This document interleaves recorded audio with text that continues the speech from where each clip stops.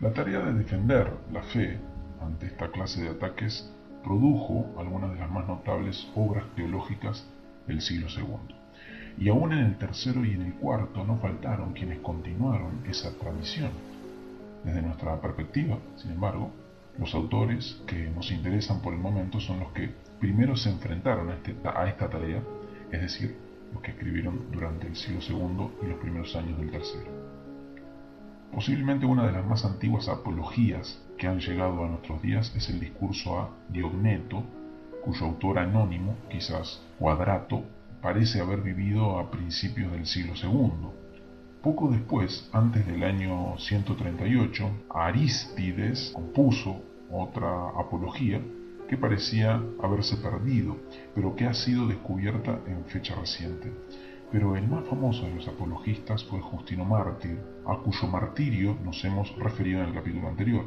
Justino había seguido una larga peregrinación espiritual, yendo de doctrina en doctrina, hasta que se convenció de que el cristianismo era la verdadera filosofía. De él se conservan 3 obras, 2 apologías y el diálogo con Trifón, que consiste en una discusión con un rabino judío. Un discípulo de Justino, Tasiano, compuso otra apología bajo el título de Discurso a los griegos.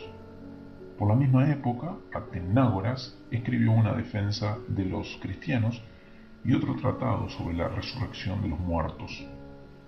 Alrededor del año 180, el obispo de Antioquía, Teófilo, escribió 3 libros a Autólico que trataban sobre la doctrina cristiana de Dios, la interpretación de las escrituras y la vida cristiana, tratando de refutar las objeciones de los paganos sobre cada uno de estos puntos.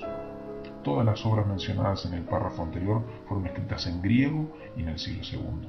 En el siglo III, el gran maestro alejandrino Orígenes escribió una refutación contra Celso que hemos citado más arriba y que fue también escrita en griego. En lengua latina, los últimos años del siglo II y los primeros del tercero nos han dejado 2 escritos apologéticos parecidos entre sí y sobre los cuales los eruditos no concuerdan acerca de cuál fue escrito primero: la Apología de Tertuliano y el Octavio de Minucio Félix, que también hemos citado más arriba.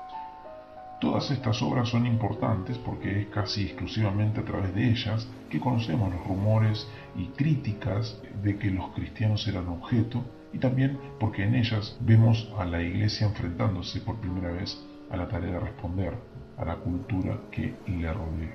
Fe cristiana y cultura pagana. Puesto que se les acusaba de ser gente bárbara e inculta, los cristianos del siglo II se vieron obligados a discutir la cuestión de las relaciones entre su fe y la cultura pagana.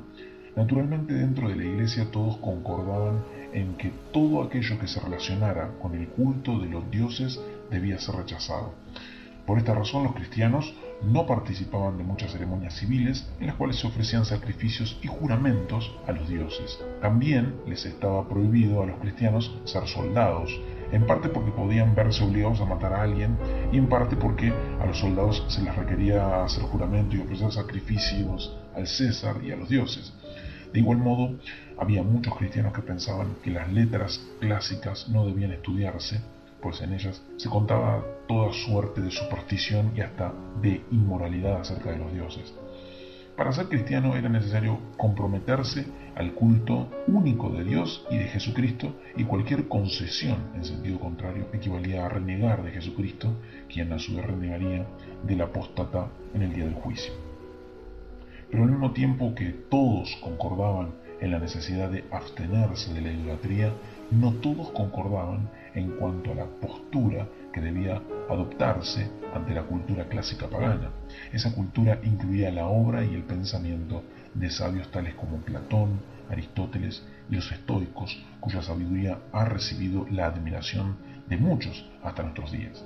Rechazarla equivalía a rechazar mucho de lo mejor que el espíritu humano había producido. Aceptarla podría aparecer como una concesión al paganismo y como el comienzo de una nueva idolatría. Ante esta alternativa, los cristianos del siglo II y III siguieron 2 caminos. Por una parte, algunos no veían sino una oposición radical entre la fe cristiana y la cultura pagana. Esta postura fue expresada a principios del siglo III por Tertuliano en una frase que se ha hecho famosa.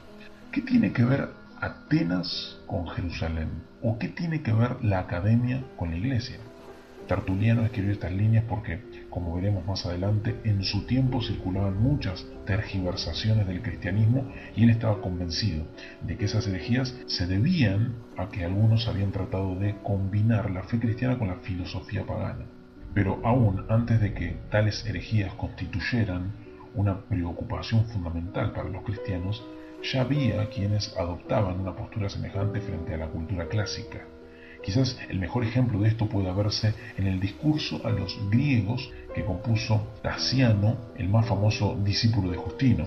Esta obra es un ataque frontal contra todo lo que los griegos consideraban valioso y una defensa de los bárbaros, es decir, de los cristianos. Los griegos llamaban bárbaros a todos los que no hablaban como ellos, y por tanto lo primero que Tasiano les echa en cara es que ellos mismos no se han puesto de acuerdo en cuanto a cómo ha de hablarse el griego, puesto que en cada región hablan de un modo distinto. Además, esta gente que piensa que su lengua es la suprema creación humana han inventado la retórica, que no es sino el arte de vender las palabras por oro, ofreciéndolas al mejor postor, aunque con ello se pierda la libertad de pensamiento y se defienda la injusticia y la mentira. Todo lo que hay de valioso entre los griegos, prosigue Tasiano, lo han tomado de los bárbaros. Así, por ejemplo, la astronomía la aprendieron de los babilonios, la geometría de los egipcios, la escritura de los fenicios, y lo mismo puede decirse acerca de la filosofía y de la religión, puesto que los escritos de Moisés son mucho más antiguos que los de Platón, hasta más antiguos que los de Homero. Si de veras Homero y Platón eran personas cultas, según los propios griegos dicen, es de suponerse que conocieron los escritos de Moisés. Por tanto, cualquier coincidencia entre la cultura supuestamente griega y la religión de los bárbaros hebreos y cristianos se debe a que los griegos han aprendido su sabiduría de los bárbaros. Pero en todo caso lo cierto es que los griegos, al leer la sabiduría de los bárbaros, no la entendieron y por tanto adulteraron la verdad que los hebreos conocían. Por tanto, la supuesta sabiduría griega no es sino un pálido reflejo y una caricatura de la verdad que Moisés conoció y que los cristianos ahora predican. Si esto es cierto, de lo mejor de la cultura pagana podemos adivinar lo que Tasiano ha de decir acerca de los dioses de los griegos. Acerca de los dioses, Homero y los demás poetas griegos cuentan cosas dignas de vergüenza, pues entre ellos se practican la mentira, el adulterio, el incesto, el infanticidio,